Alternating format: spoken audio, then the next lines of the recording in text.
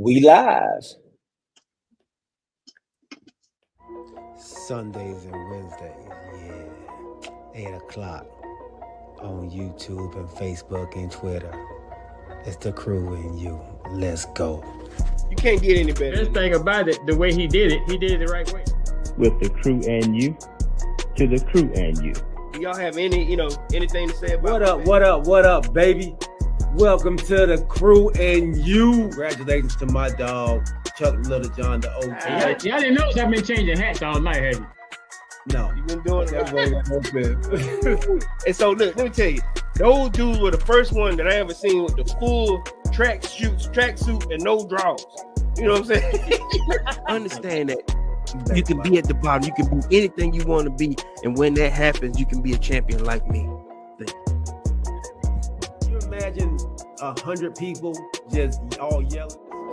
With the crew and you, to the crew and you. With the crew and you, to the crew and you. What up, baby? Welcome to the crew and you. G, to my right hand side, we got Decatur's Mother's Day dude, Corey Davis. And underneath us both, man, we got OG Ace. Yeah, let's go. Chuck John. What's up, my dogs? What's up, fellas? What's up? What's happening? What's happening, fellas? Happy Mother's Day for all of us that's representing for our mothers out there. Happy Mother's Day to everyone out there. That the mothers that are out there, man, we appreciate you all. Y'all are appreciated, and this day is a very, very special day. Very, very special day, man. So, for all of us. All right. Y'all see, I'm over here struggling. I'm over here struggling, man. Trying to get something done.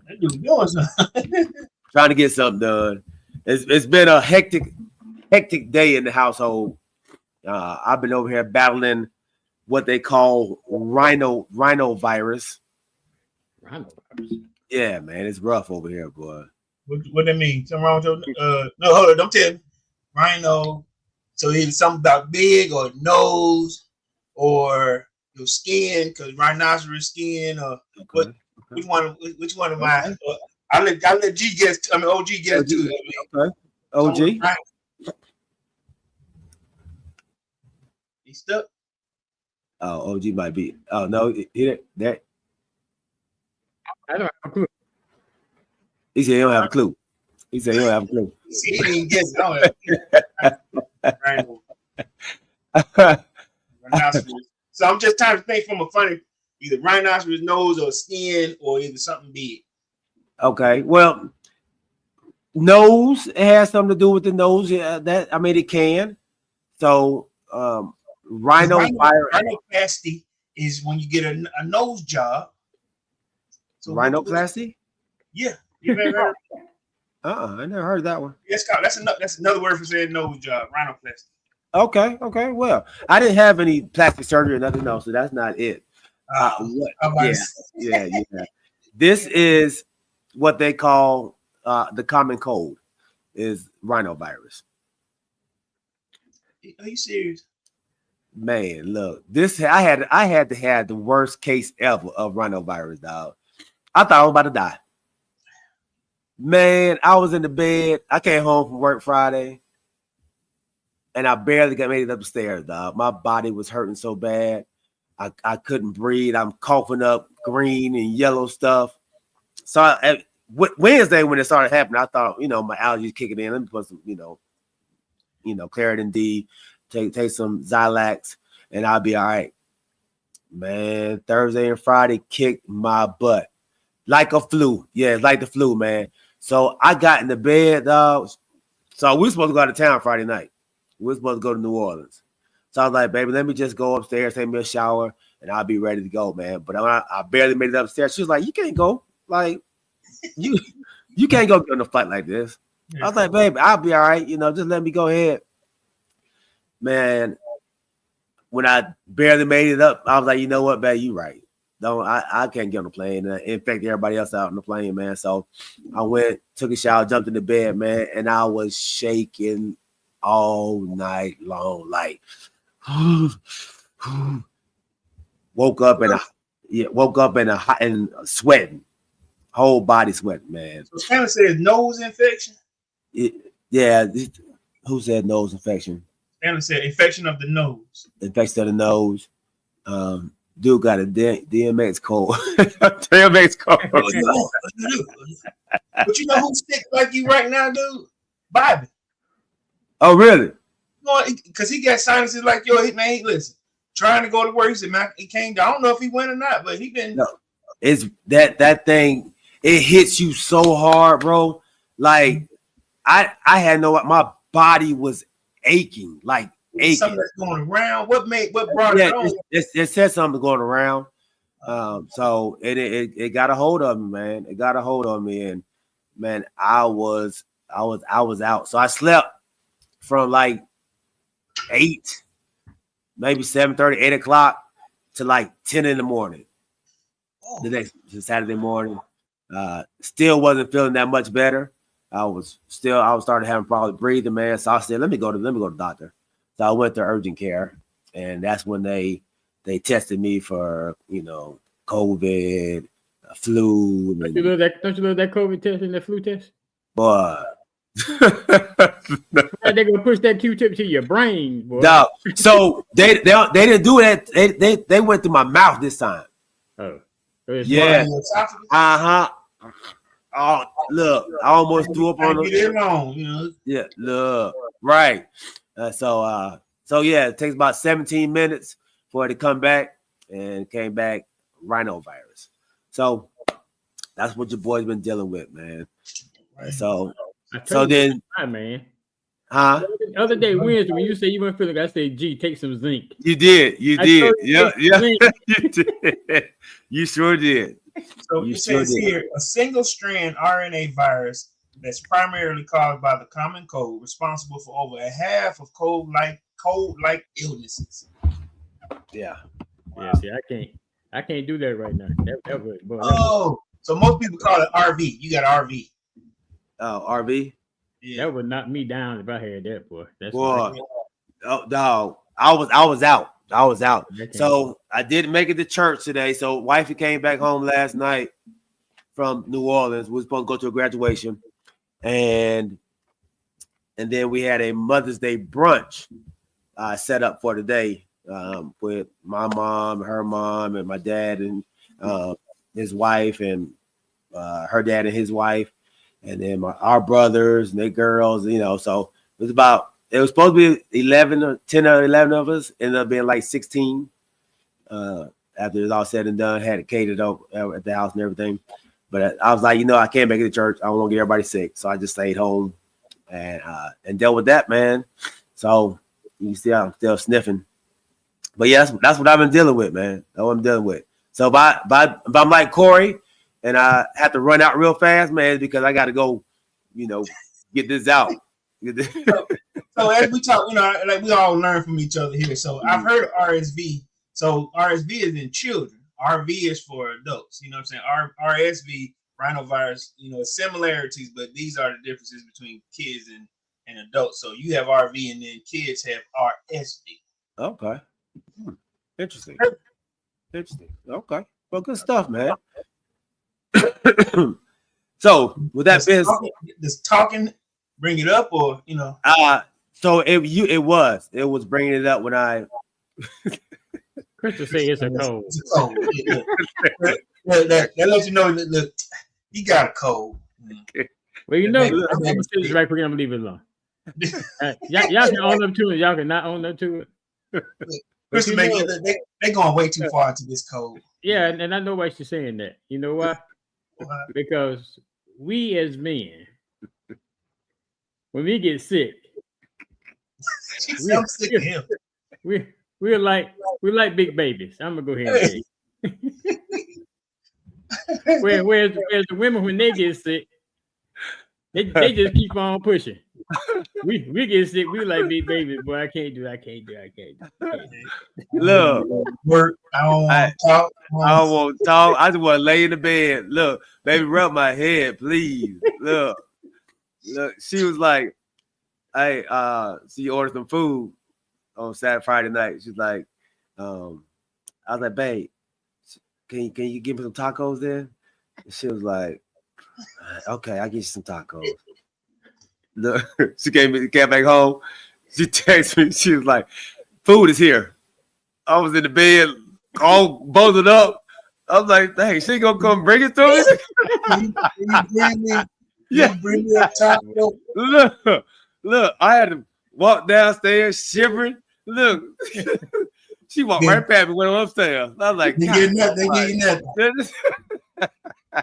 A taco downstairs. Yeah, them tacos downstairs, man. Hey, Superman have a bad day.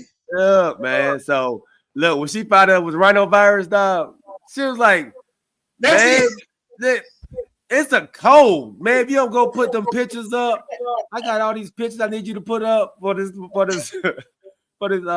doggone brunch. So yeah, so I had to put pictures up, man, when she came home. But I was feeling a lot better. I went to the doctor though. They gave me some medicine. So I hear it, G. You sound sick, but thank you, bro. Thank you. Look, the kids, they see it. Look, I be talking and I was like, they're like, Galen. Sorry. Y'all said I wasn't sick. All right, man. Let's welcome everybody to the show. Let's welcome everybody on Facebook, YouTube, and Twitch. Remember, when you come to the channel, man, tell a friend, make a friend, and when you come, don't come by yourself. This is episode 84, season 5, man. We got a great show for you all today on this Mother's Day edition of The Crew and You. But first, man, let's say what's up to everybody out there on YouTube and Facebook, man. Crystal Wright, I see you checking in, baby. Kamarie White, my dog, the Christianist Podcast. Make sure y'all check them out every Tuesday as well. My dog, I saw you out there, Stanley Carter. Happy birthday, my dog, Stanley Carter. Today is his birthday on Mother's Day. So he had to share his day, man. So happy birthday, big homie. My dog, James Littlejohn, Rodney Littlejohn, the Christianist Podcast, and anybody else that may be out there, please put your name in the chat. Say what's up to us, man. Let us say what's up back to you. And if you are a mother, put your name in the chat as well. What's up, my dog, Quest? Welcome on, man. And let's give our wonderful sponsor of our very first segment, Cooking Dad Drink Reviews, a big shout out. You know, everybody drink responsible. You won't want to take the opinion of a stranger. That type of advice is just not for you, because you're at that time of the day where you don't want to waste your money, and your plan is to throw back a shot or two. You're not necessarily an alcohol person, and picking out a brand is fairly new. If you want something to go with your burger, possibly a steak, then check out Cooking Dad's Drink Reviews. Remember, drink responsibly and click that subscribe too, and go with the one the crew and you trust. Cooking Dad's Drink Reviews.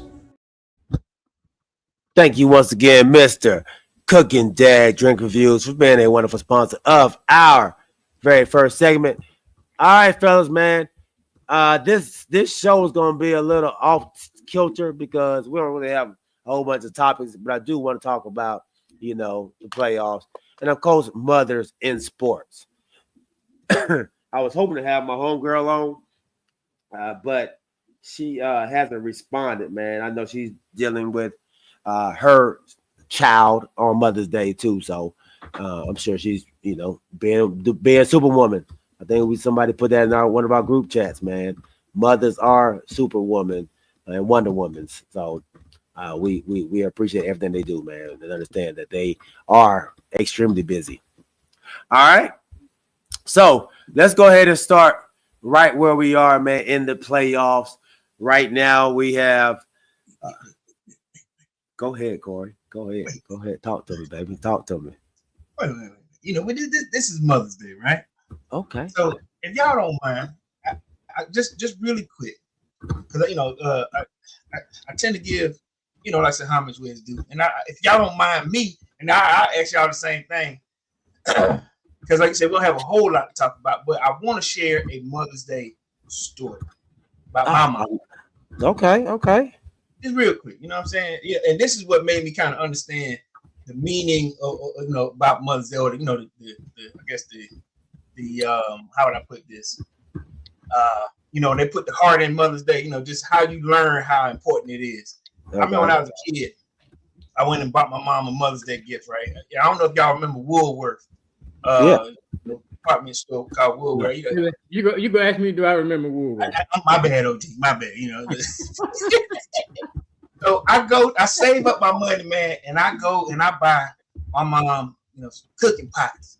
You know what I'm saying, for Mother's Day. You know what I mean? I came in, I bought some pots, and I ain't gonna lie, I was happy that I was buying my mom some, some Corning. Remember Corningware? Mm-hmm. My mom opened it and she go, "What is this?" And I go, "Oh, because the response wasn't what I thought it was. I'm sitting that way, and she go, "What is this?" And I go, it's some, Corningware, it's top of the line, glassware. So you just want me to cook for you? That's what you trying to tell me? And I go, whoa, mind you, I'm about my baby 16, been around like, whoa, this was in the window, this is like the best thing happening. And my wife like, Mom always cooking, and she go, "I cannot believe, come here and look at this." And I'm like, I bought pots, Pops come downstairs, he go, "The hell you just bought?" And I was like, "You should work that Christmas, so you know what's happening." So I go, so now my heart is, flooding a little bit. My head is tingling on the top because this ain't going the way I thought it was, right? Right. So she go, "Let me tell you something. When you buy somebody a gift, you don't buy something to tell them to do something. You buy them because you love." I said, "I do love you. I love your cooking." Listen to me. Okay, Crystal, you know how you said never buy a woman cooking or cleaning out. So fast forward 30 years later, I'm married, maybe long, whatever it is, because I'm in my 40s. A set of I bought my wife a set of professional cooking, like the stuff that's on the show. I saw it on the show. This dude was cooking with it. What's his name? The one that does Hell's Kitchen. He got his own line of cooking. Oh. Yeah. That's not going right. Emerald. Not Emerald Lagasse. The guy from Australia, but he does Hell's Kitchen. So I buy a 17-piece immaculate set, stainless steel, just come with everything. Nisha didn't like that junk either. You know what I mean? And I totally forgot what my mama had did to me then. And I ain't gonna lie to you. I thought listen, I'm kicking butt. You know what I mean? This thing cost down this $1,000, for no. You know what I'm saying? What I realize is when you like you said, unless she act okay. So to be honest, Crystal, I remember her mentioning it. That I think the last one I bought was the Rachel Ray set. You know what I'm saying? But burn them things up, thing gone. You know what I'm saying? I'm like, you know what? Let me read up. Wasn't good enough. Maybe so like I said, when you carry a gift off the wall or something like that, maybe, but Mother's Day, don't buy no vacuum. Listen, he said no vacuum. Don't even go out and buy a new washer and dryer set. You know what's crazy? It's the exact opposite. I remember I got a grill for Father's Day one time. I got tools. Yep. Okay, what's happening? You want me to go out and cook something? It's different for us than it is for them. I know, right? Why is that? Why is there a line drawn? You buy. I remember I got George Foreman grill. because they don't look at that as personal. I was asked to go cook something. You want to cook it up now? I got to season it first. What I'm saying is, grilling is something, I guess that we love to do. That we love to do. But and you see it as personal, but pots and pans for your wife. This is professional cooking. He called it pots and pans. It's still pots and pan. For your wife, your significant other is not looked at as personal. Yeah. Man, but I'll say this: it's more than that. I'm thinking, like fellas, when we buy, we got to put some thought into it. But listen here, sometimes it ain't the thought that count. You know what I mean? So not when it comes that way. No, it said Kamari said, Corey, you about like the wife that buy her husband boxers or a screwdriver. I don't buy me no underwear. These ain't you. I'm buying me no underwear. You know what I mean? The guy's name was Gordon Ramsay. Gordon Ramsay. Y'all want to listen to me? Oh, you said Gordon Ramsay? Okay, my bad. Ramsay Pro Set. I mean, it's like the stuff you be. Yeah. So I guess between what you bought your mom and now this experience with your wife, you know now not to do that no more. I'll try, but no. Yeah. I'm gonna say I made a mistake. I made a mistake. She did, but it was just like, the hell you doing it today? You know what I mean? Because I cook on it now, but it's just like, now she tried to hold out and not cook on it for a long time. That's just so funny. I'm like, you gonna keep burning that pot? I remember I threw all the rest of them away. You gonna keep using them? No. Great story, Corey. Anisha said no. Oh, there she go. There she go. Yeah. Yes, she did. Not that day. Not that day. Lord, y'all learned that one time. That thing stayed in that box. I'm like, this thing, you know, they go. Yeah. There's you know, mothers, they deserve all the love, and you know, and especially they get all the love in sports, especially on like draft days. You know, when kids get drafted, first thing they say, almost before they say thank you to God, they say, you know, I'll thank my mama. You know, my mama is first and foremost, man, because moms play such an intricate part in kids in sports. And I don't understand, because I think men play a big part too. But we play a different part. Is that what it is? Play a different part. But what do you think it is about the moms that brings them to be first in the speech of a child? So let's say, Corey, when you were coming up, how was your mother intricate part of your sports? You know what's crazy? My mama didn't come to nothing.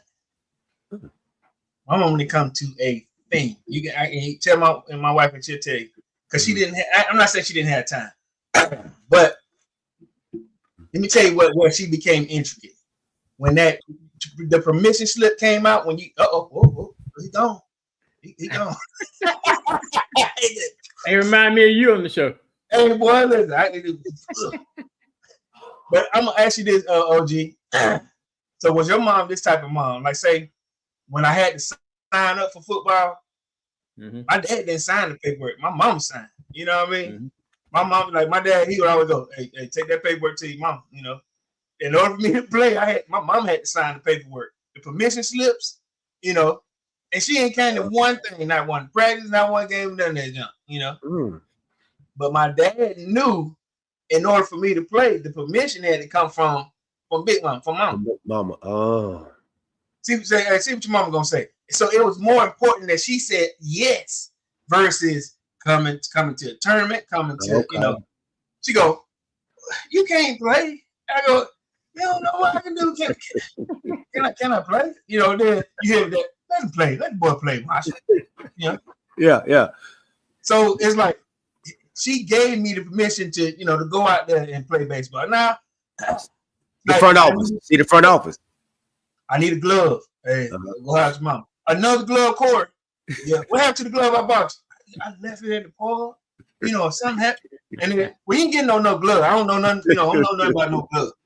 She'll say all that. No, then next thing you know, go look in my closet. It's a glove in there. You better not lose a good time. So now I'm looking like she done bought me a new glove. You know, right. That's the first one. You know, right. Look, you gotta sell all this candy. She don't took it to the school to sell all that junk. Didn't come to nothing, but all of that surrounded it was what made it happen. You see what I'm saying? And boy, had to leave again. That man went radio black side. But like I said, Dad was there for the practices, there for the game and all that. But I couldn't do it if she said no. I couldn't, like I said, you got to get the uniform, you got to buy this, like I said, raise this fundraiser, all that type of stuff. Dad wasn't raising no fundraising. He wasn't raising no money. Okay. So that's in my household. My mom was the background. She ain't had no time to go to practice and pick you up and all that, but the okay came from her. Okay. Front office talk. Okay. That's it. That's good stuff. That's good stuff. OG. Well, I guess kind of like what Crystal said. I guess as men, when you have children that participate in sports, the men are the ones that's more harsh and I guess kind of like more demanding. Okay. When you have kids that's playing sports. So to me, and the mother is more, I guess, of the support factor. So to me, I guess when the players reach out to their mom first instead of their dad, I think that's why. You helped me get better, but you don't beat me up all these years. But mom was always there to take my side and look at what I'm doing and keep pushing me and pat me on my back and say, yeah, go do it. Keep on doing. So I think that's why. But I think I don't know if I'll tell y'all this story or not, but just to say a quick story, unfortunately my mom and dad was separated when I was in high school. So playing high school football, my junior year I got hurt. But my mom couldn't make it to the game. So OG, hold on, OG. Tell everybody what were you playing? I was playing football. Okay. And he was a D1 type caliber player in high school. I ain't gonna say no D1. Nah, I went to state, but I'm gonna say I'm no D1. I was decent. I was all right. You was all right. Didn't you get some other people looking at you? I had people looking at me, but I wouldn't say I was no D1. It was all small. They looking at you. That's D1 type. Yeah, that's D1 type. Okay. Look, I don't want to short you, bro. I want everybody to know who you are. Anyway, so I get hurt my junior year. Okay. Didn't want to go to the hospital then. So my dad took me to the hospital. My mom couldn't make it to the game. My grandmother, because we was living with my grandmother then. So my grandmother said, don't call your mom till you got hurt. Because if you call her, she gonna come flying down the road. She might have an accident or whatever the case may be. Okay. Man, when my mom got home, now granted, I know pulled ligaments in my knee. So I got a cast from my ankle all the way up to my upper thigh. Laying in the bed trying to get comfortable. I mean, it's hurting like I don't know what. She come home, turned on that light. And boy, she just let me have it. Why y'all didn't call me? How you get to the hospital? And when I said my dad, oh my God. He let that nigga take you. Why couldn't somebody else take you to the hospital? I said, Mom, I'm kind of in pain right now. Can we talk about this tomorrow? We'll talk about this now.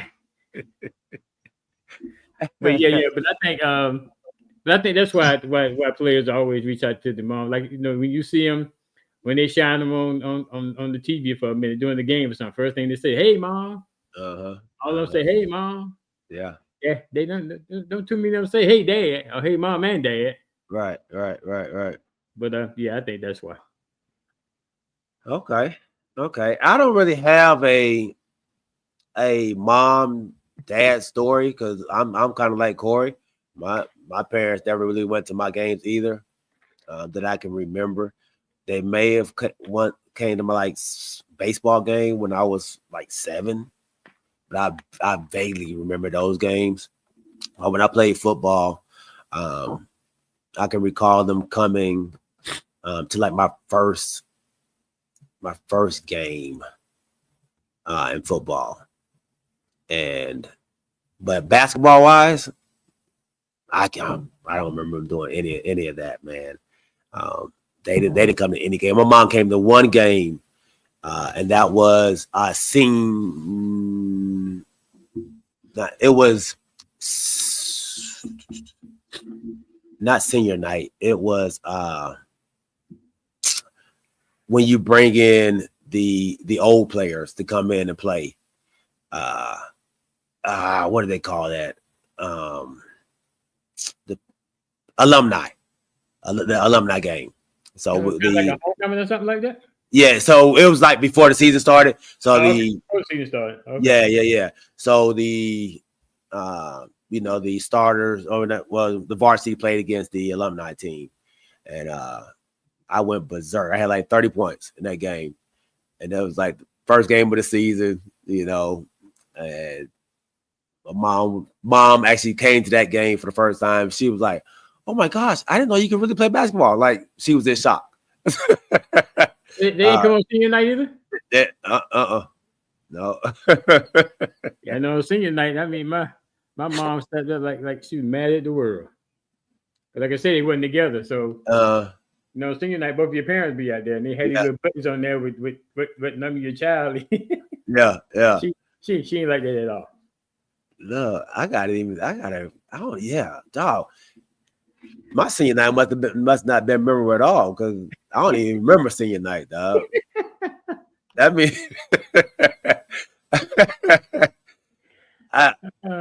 my dad. So my dad used to take me around a lot just to go play ball, but he never came to the games though. He never came to the games. My mom was super supportive, like she wanted me to play, but she just never made it to the games, man. So I just don't. Yeah. She was definitely supportive though, and all the sports that I played in, she was definitely supportive in me playing. Not so much in me coming to the games, but definitely going out there and practicing and playing though. She didn't mind that. So, but I think it's good. I think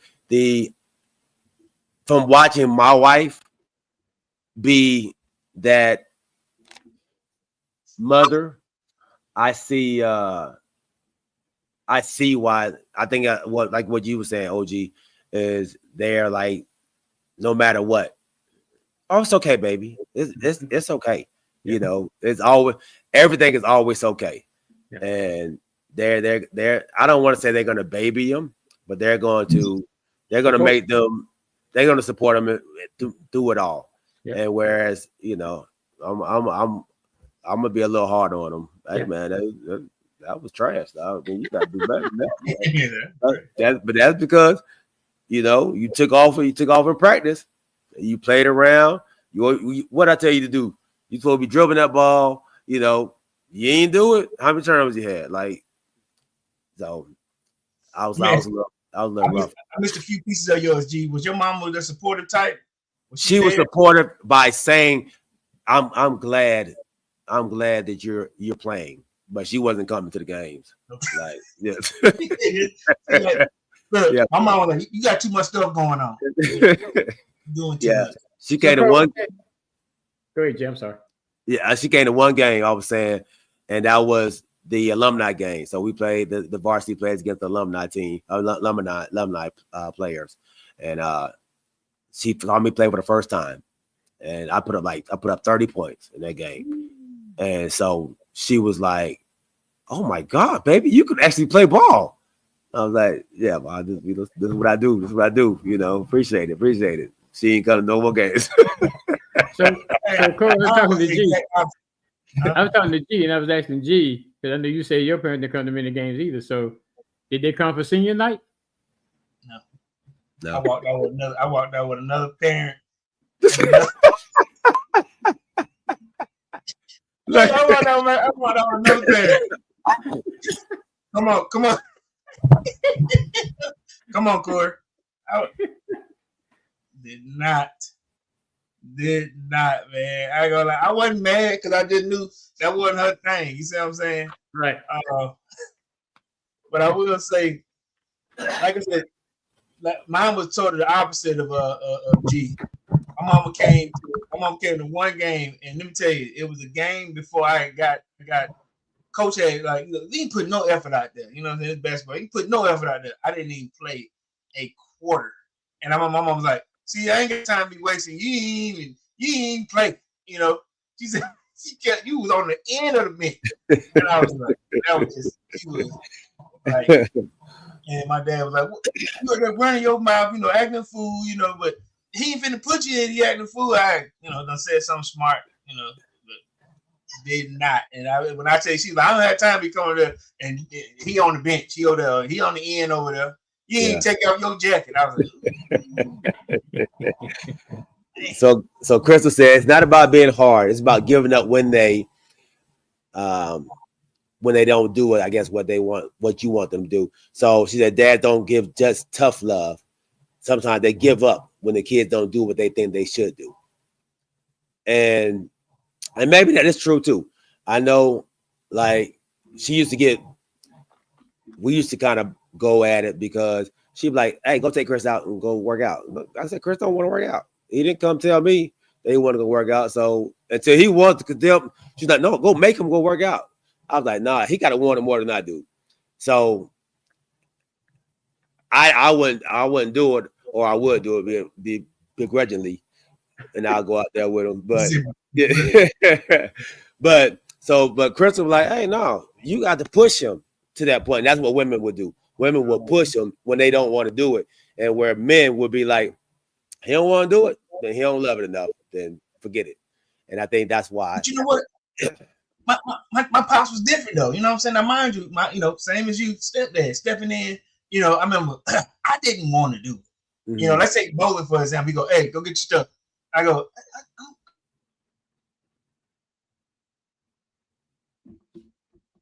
oh man. Oh, I thought it was me. Again. Oh, me. There you go. Yeah, you back. But I was like, it's 9 a.m. I don't want to get up. Get your stuff. Let's go. This was bowling. I mean, he was like, because like I said, I bowled basketball, football, it was baseball. It was something with the ball finna be done on Saturday morning, or some practice or something like that, because he did it all. And he was like, and then one day, remember I always tell the story, I guess when I was just balled out, it's a time in a young man's life where ability and reality meet. You good, but you ain't great. Quincy down there, I was just talking to Miss Carter. He got all kind of stuff. He was D1. You know what I'm saying? Right. I was F1.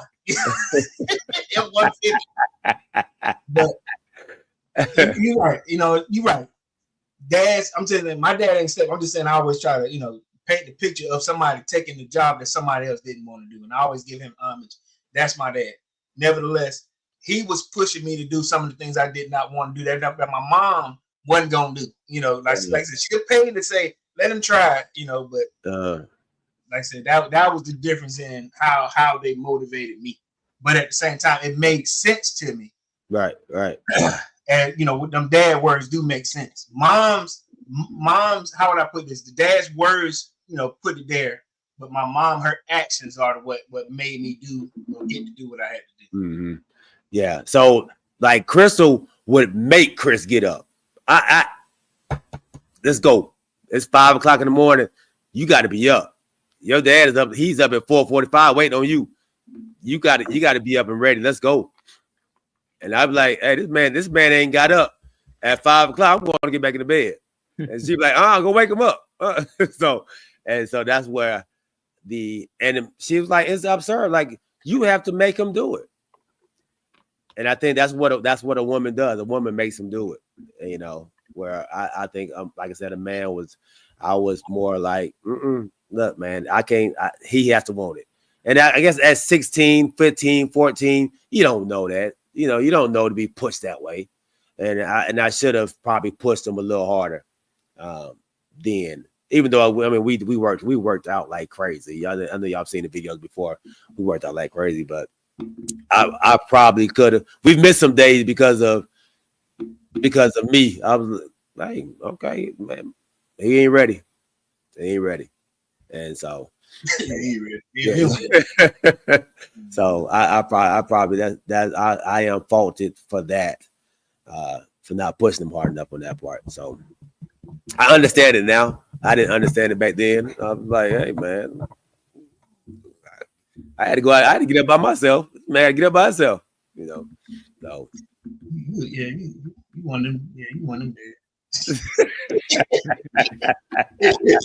he ain't doing nothing, Marshall.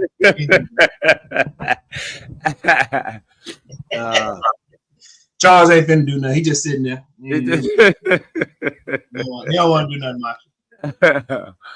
Oh man, great story. I know my wife like these type of topics right here, but so we was going. I'm gonna give my wife some credit. Like she is at everything. She's at. It don't matter what kind of practice it is. She is out there. You know what I mean? She don't want to be a lot of time, but she's there. Then the minute something going wrong, she finna fight somebody. So let me ask you this: what is she doing after the practice? Is she out there with the glove? Is she out there catching balls? I have a video, if I can show it later on, if I can, of Cooper Beebe's mom. He was trying to learn how to snap, and she was catching snaps for him. Is Kanisha that type of mom where she's going to get out in the field of play and learn some stuff? I got a story about Crystal as well. So for soccer, I mean, she'll go out and put that net together, and then trying to kick. You got to get around me. You got to get around me. Okay. Like basketball girl out there, I haven't seen her shooting, but I've seen her racing them. I've seen her, like I said, cheering with my daughter. She be out there. She be trying. Busy active in it. Okay, I like it. OG, did your kids play sports? My son played football for a little while. He just wasn't a sports kind of guy. Okay. But like I said, my daughter cheered from before elementary school all through high school. So yeah, it started out with, you want her to cheer, you go take her to practice. Oh, okay. You or Tosh? Okay. But as she got older, then Tasha started helping her with the cheers and all that kind of stuff. So that kind of grew out of it, because at first she said she's too young to go out there. I said, well, she want to cheer. She said, okay, if she want to cheer, you take her to practice. So I'm the only dad out there. And practice at first, and then having to come home and teach her cheers, which that was a learning experience.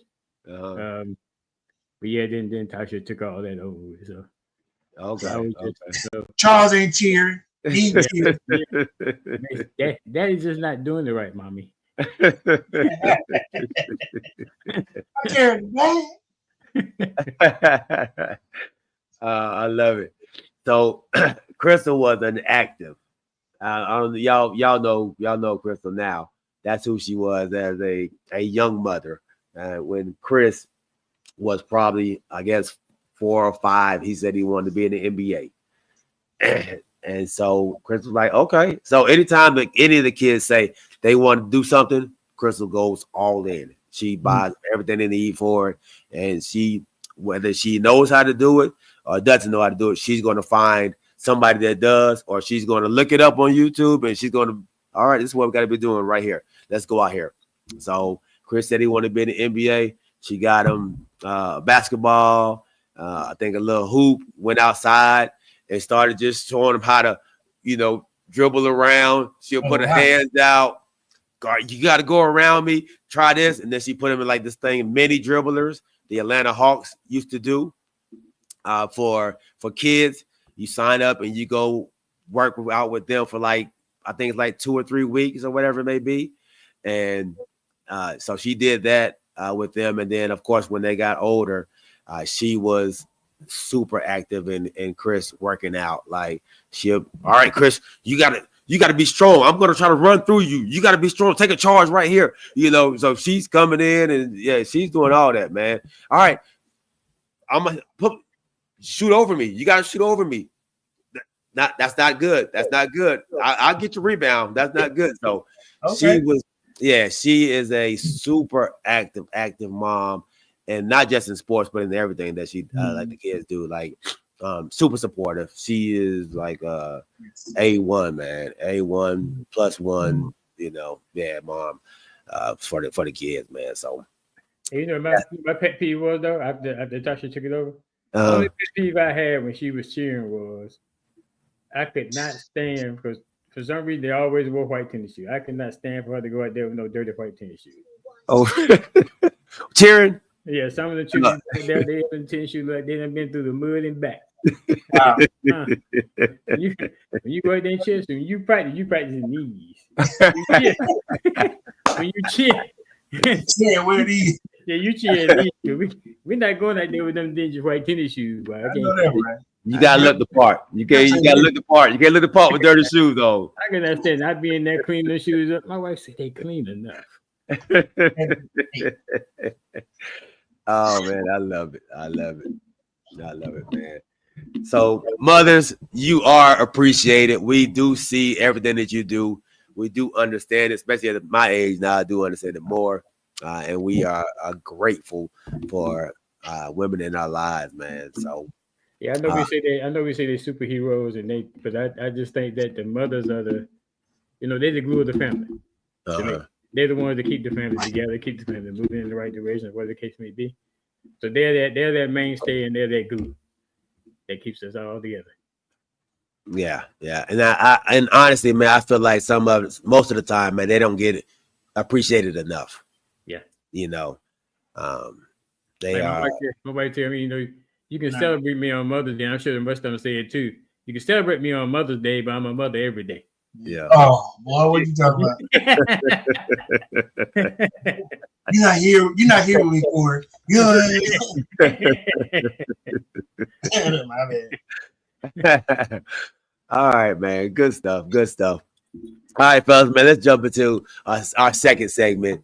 Let's talk about the NBA playoffs, man. They are getting a little more exciting, and we'll see. Has the tide kind of turned, man? The home teams have finally won some games, and we might have some real games going on right now, man. But before we do that, we got to give our sponsor of our second segment, Mr. Cooking Dad Drink Reviews. Shout out. Everybody drink responsible. You won't want to take the opinion of a stranger. That type of advice is just not for you, because you're at that time of the day where you don't want to waste your money, and your plan is to throw back a shot or two. You're not necessarily an alcohol person, and picking out a brand is fairly new. If you want something to go with your burger, possibly a steak, then check out Cooking Dad's Drink Reviews. Remember, drink responsibly and click that subscribe too, and go with the one the crew and you trust. Cooking Dad's Drink Reviews.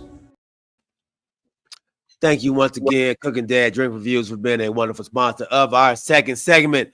All right, fellas, man, the NBA playoffs are hot and ready right now, like Little Caesars Pizza. And the Cleveland Cavaliers are struggling right now with the Indiana Pacers, man. They won on the road in Cleveland, in Indiana, the third game. But they getting their butts handed to them right now, man. Woo.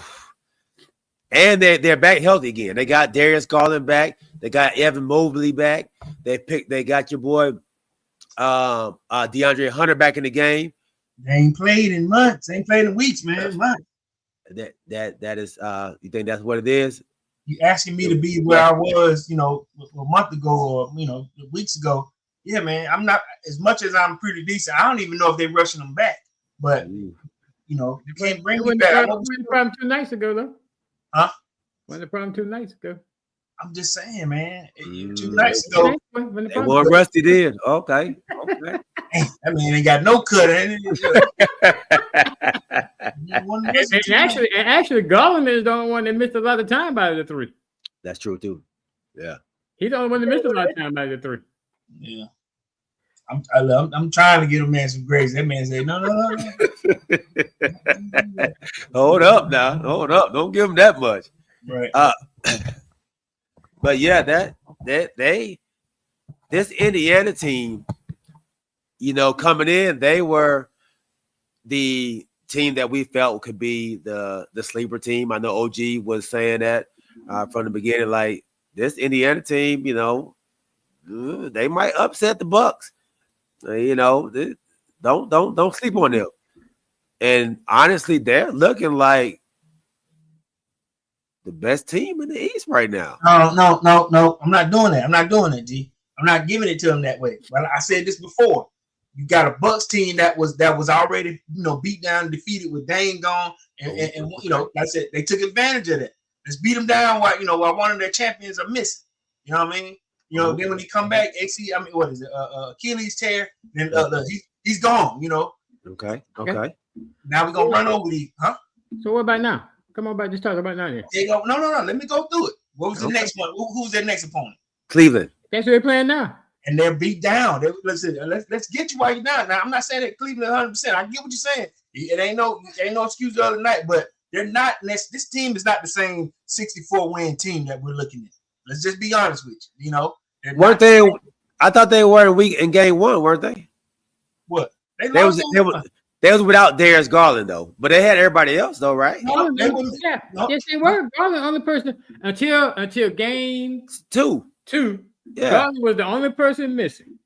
But this is not the same squad. Like I said, I'm thinking these boys done came back a little early. They're not playing the way they are. Like right now, like Garland right now, he's 0 for 6. You know what I'm saying? These boys, they're not playing, huh? But that's Indiana's fault. What I'm saying is, this team is not 100%.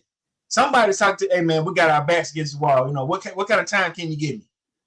And they probably said, listen, I'm coming back to play. They're not ready to play. These boys ain't ready. And Indiana is 100%. That's all I'm saying. They said tonight. It's the first night, and I don't know how many times that Cleveland does not have anyone on the injury report. Nobody on the injury report tonight. You know what's crazy? If we were in the same situation, hey Doc, I know I'm a little bit. Put me in, coach. And I listen. I understand that, but like I said, right now, Mobley 13 minutes. Garland 8 minutes. Mitchell, he's 1 for 6. I ain't gonna lie, he burned out because he's been playing his butt off, but he burned out. What I'm saying is Indianapolis. So I'm not giving them the crown of the best in the East just yet. All I'm saying is they're playing teams that are kind of opening it up for them a little bit. With if you're not 100%, I'm going to exploit it. I'm going to beat you down because of that. So okay.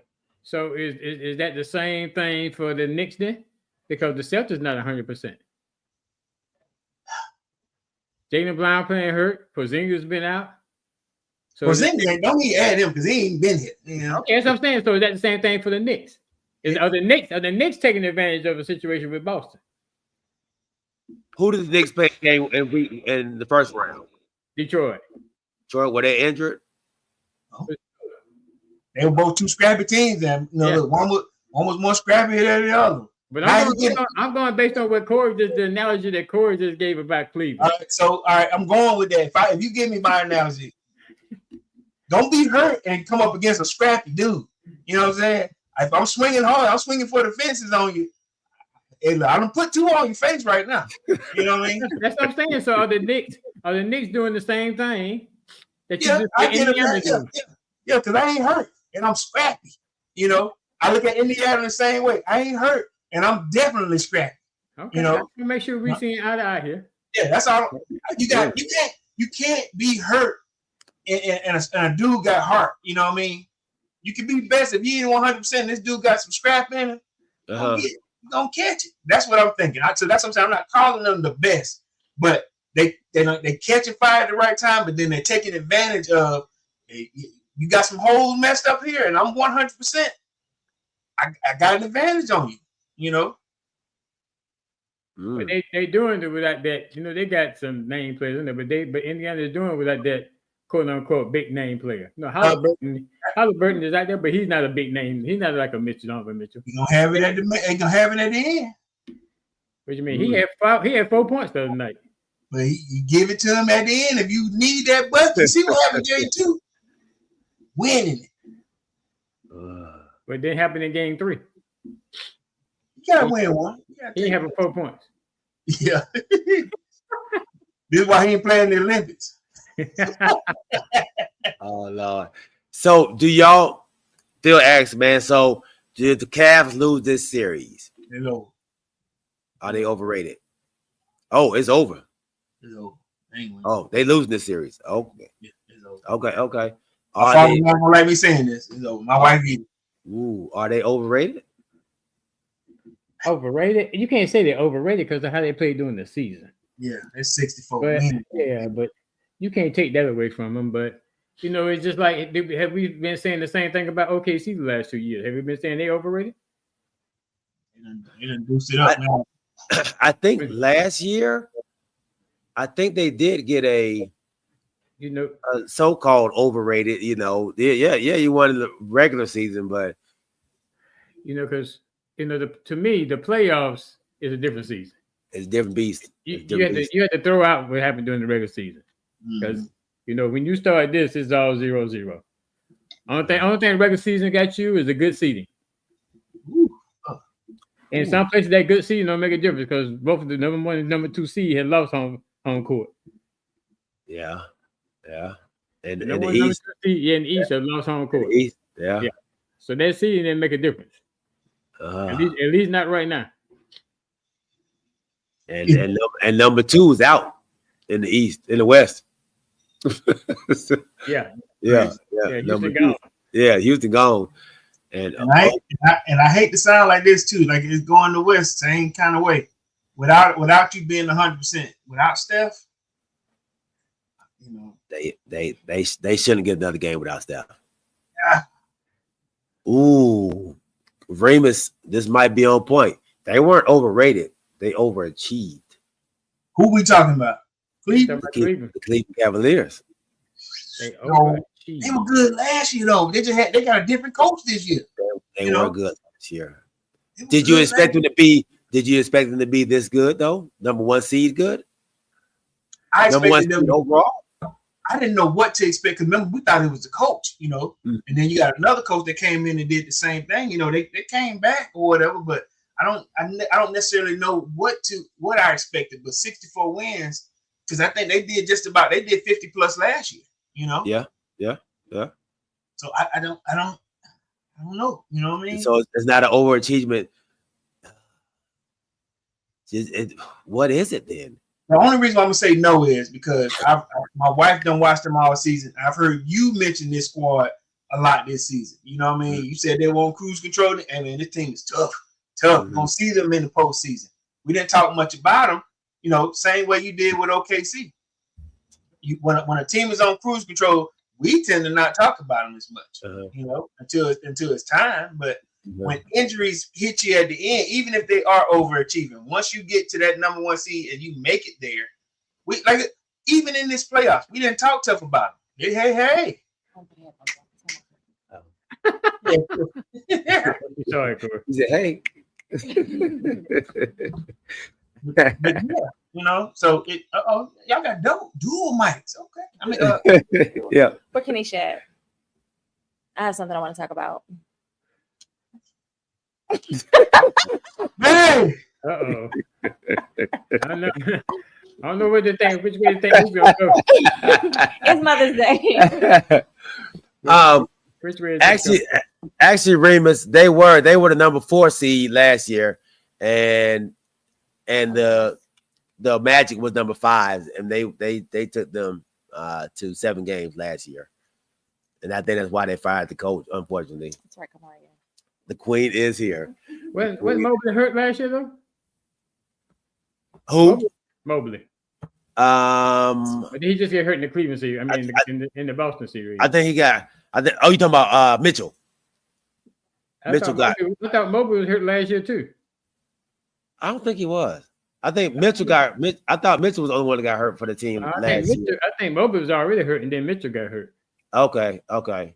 Oh, was Allen hurt? One of them bigs. The Fro. I think the Fro was hurt. Okay, so I know one of the bigs was hurt. Okay.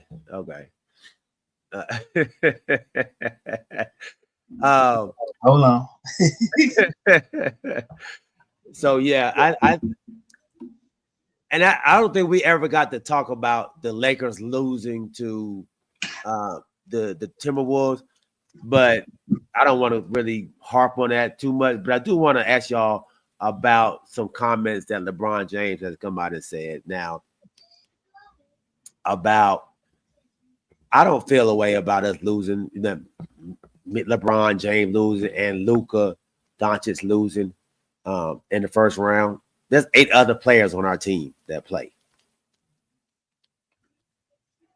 How do y'all feel about your you're a star, you're a leader, speaking like that.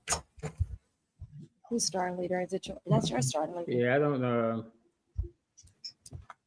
To me, that's not being the leader. That's not being the team player. I mean, if I lose, we all lose. Don't come out here at the end of the season when the series is over with, and now try to point out that there's other players on the team. You know, you're supposed to be that leader. You're supposed to be the guy that's supposed to get us there. And I'm a LeBron fan, but to come out and say something like that, that's not being a quote unquote captain or team leader, whatever the case may be. If anything else, you should be boosting them other 8 players that may be there with you next season, instead of trying to put them down. I mean, you should be building them up instead of putting them down. Yeah, it was a tough series. Yeah, you weren't expected to lose. Yeah, you lost in the gentleman's sweep. But don't put down the other players now that you lost. Because what would you have said if you won? Would you say that the other 8 players are the ones that we won? No. Probably not. Yeah. So now you lost, you go try to put that blame somewhere else. No, I don't agree with that at all. I think that's just poor leadership, for lack of better words. Corey. I'm tired of LeBron. Go sit down. Tired of LeBron. Yeah. Let's welcome 2 special ladies to the show on this Mother's Day edition. Miss Kanisha Davis, the front office president over there in the Davis household, and the front office president of the Wright household, Miss The back Crystal office Wright. and the side office. The back office And the side office. and And the the front, back, and the end. front, Yes. back, side to side. All the offices. the president of all the offices of this household. Can I say something real quick too, though? No. Real quick, you gonna like this, Crystal. I want to congratulate my wife for being accepted to 7. Hello. Eight, Okay, eight, this just falling eight, down. 8 law schools, 8 universities. Where are you going, girl? Come on now. Kanisha Davis Law. Where you going, baby? Congratulations. I went to the University of Dayton. Okay. When do you start? Congratulations. August. Okay, very good. Are you ready? Go ahead and join the NBA and come with me to Chicago at the end of July so that you can be a part of that. The National Bar Association, I have pitched a CLE, so we're going to be praying that they pick it up. I taught CLE for the National Bar Association in Minnesota 2 years ago, so I'm pitching a CLE about NIL deals and the impact on custody and child support. So anyway. I think Corey need to get y'all some child care. Because we want to keep going, baby. So I thought that would have been good to announce on this Mother's Day that, Congratulations. this is wine. Yeah, God did it, y'all. God did it. It is All the that's time. right, too. All the time. That's great, man. That's great news. That is great That is news. wonderful news. Great Corey, news. you should have gotten her a nanny for Mother's Day. Yeah.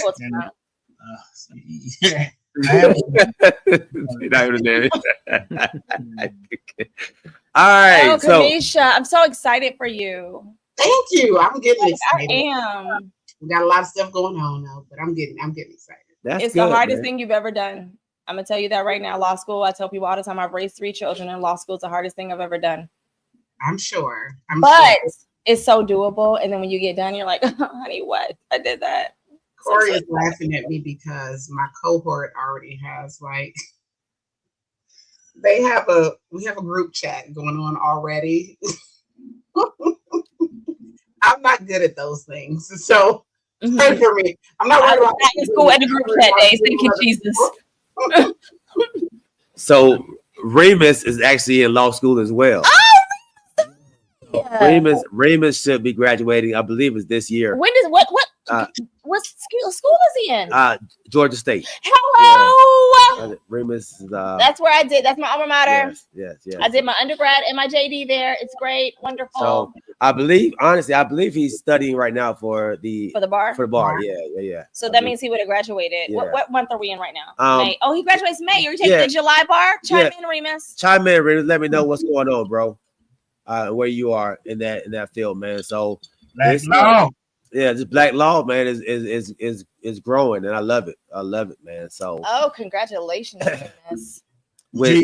G, I'm gonna have to talk to you about some of the stuff that like I know Crystal has involved you in a bunch of things, this conversation where you go, oh, okay, oh, really? Hey, before you know it, you be speaking the lingo. He'll be talking. Oh, wait a minute. But my thing right now is like she go, my phone is just chiming.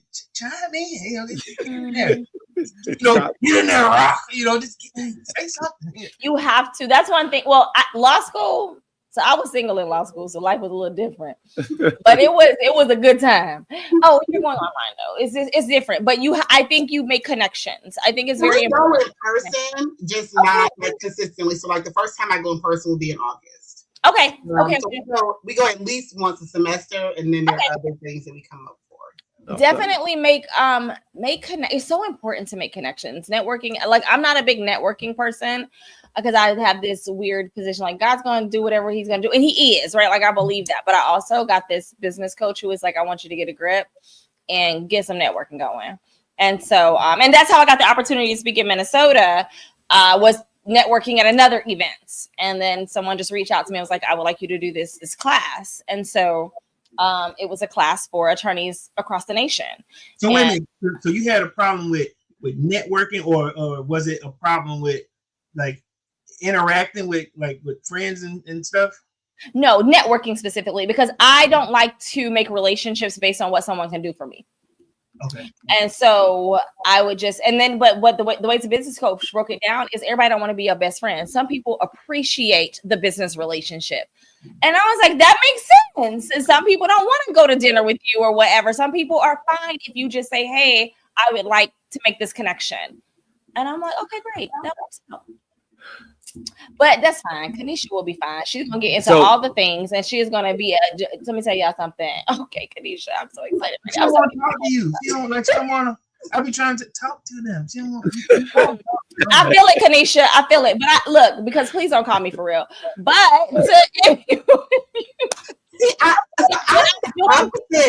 I'm good with the business connections, but it's when everybody wants to be friends, and I'm kind of like, okay, I'm about to go to my corner now because I think that's fair. Like you can go for drinks, right? Like if you guys want to go out every once in a while, but we're not gonna make this. Especially you have kids and you have a husband. We can't do this all the time. But there are orchestrated events that you can be a part. Like I said, if you join NBA, you join ABA, you join maybe you'll be in Balsa, you'll join Gabois, maybe join Gabois here. I am joining that. So they have meetings and you'll be fine. She's gonna be fine, Corey. So she's a great. Just seeing her at our tailgate, the TCY tailgate that we had this past year. She like football. Kanisha. But when we were out there actually talking to people and getting people involved and getting people to register for the crew and you, she was out there. Hey, have you signed up? Hey, she was involved in that, man. So I can see her. I don't have to be your friend, but I can talk to you right now just to get this out of you, man. So I can see she'll be great at something like that, man. Yeah, she come up in the heartbeat. Y'all need to be doing this. Yeah. Kanisha, the attorney. Absolutely. Dr. Kanisha Davis, Esquire. Join the club. One thing I'm gonna do is throw a doctor at the beginning of my name, baby. Don't forget it. Don't forget it. Not just Esquire, Dr. Crystal Wright Esquire. So Corey, I asked OG about LeBron and how he came out and said that there's 8 other people on my team. Like I didn't lose because of me and Luka, but 8 other people. I know you said I'm tired of them. I don't know. I'm about to do that same thing again. Yeah. Okay, I'll be honest. I'll be straight with you. So, if you're supposed to be the leader of that team, you're supposed to be the man. You're supposed to be the face of the NBA currently.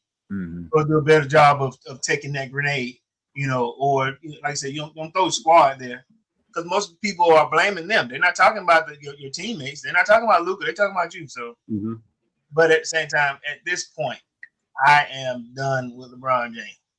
And when the offseason is, I back in when he started playing again, then we'll talk. But done with LeBron, he gone. Fair. All right.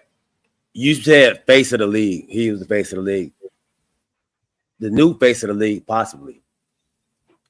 Anthony Edwards. I don't like that.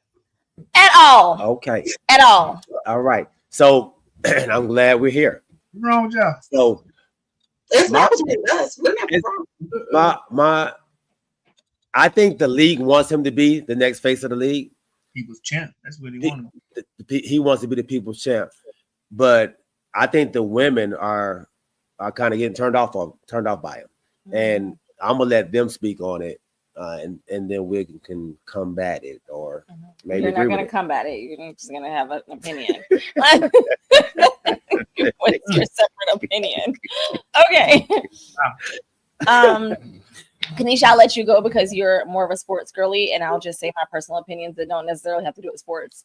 I mean, no, my opinion on it has absolutely nothing to do with sports. I mean, if it was solely about sports, then yeah, absolutely he could be the face of the league. But there's a character component, and the more he opens his mouth and the more things that we find out about him publicly, the more we realize he does not meet that criteria. Because I don't care what anybody says. I know that sometimes ball players love to say that, I'm just here to play ball. I'm not, to be a role model and all this other stuff. But the fact of the matter is, if you're going to be the face of the league, you absolutely are, because sports are followed by families, right? Right. So if you're going to be the face of the league, there's a PR component. And if you are a public relations nightmare and how you live your life privately, then no, you can't be the face of the league. And nobody wants someone as the face of the league when you're openly saying that because you chose to be reckless with where you put your special appendage, that you don't want to take care or have anything to do with a child because of a decision that you made. Like everything that he's putting off right now, I'm not feeling, and I don't think any mom wants their son looking up to him. No, we can find a better face of the league. Anthony Edwards is not it. And I feel like, and I will say that, I'm gonna say this. I had a talk with the attorney on the case 2 days ago, and it's a very interesting case. But I love how media twists everything. That said, let's see. Okay, anyway, that's it. That don't bother me, right? I mean, that's his business. You know what I'm saying? Like, do you, whatever. It is his level. Like, I get arrogance. Like, oh my gosh, like I'm a Michael Jordan fan, right? So like I get arrogance. Who am I a fan of? Who should I be a fan of? You a Michael Jordan fan? Yes. Okay, keep that Michael Jordan. No, don't I don't know. I just learned something. Today. Hey, I always tell you Michael Jordan is my greatest. Like, we talk about this. But Kobe Bryant also, they're neck and neck, honestly. They're neck and neck. But anyway. No, Chris, you don't have to change it up. Stay with you. I know. Look, I don't even know why I'm acting this Mother's Day anyway. Let me just air it out. Anyway, the level. So I don't mind arrogance. I don't mind you being proud. I don't mind you knowing who you are, confidence. All that. Like, I don't mind that. However, the level that he displays is egregious. Like, he has no I don't feel like he has the respect for his peers or those who came before him. I feel like he feels like he is the standard, and he's a great ball player, and I love all things Atlanta, right? So I want to be able to root for him because I love all things Atlanta. But to the way that so at first it was kind of like funny, like, oh my God, this kid is just so, like, he thinks he's so great. But now it's not an act. Like, this is an actual way that you think, and the level of disrespect you display to your peers and those who came before you is so off-putting to me. And so that I don't like. I think that he's taking confidence. Like, it's not confidence anymore. It's disrespectful. And so that's why I'm just like, I don't like him. Can you put it on him being just 23 years old? No, I can, and that it isn't. Ooh. Okay.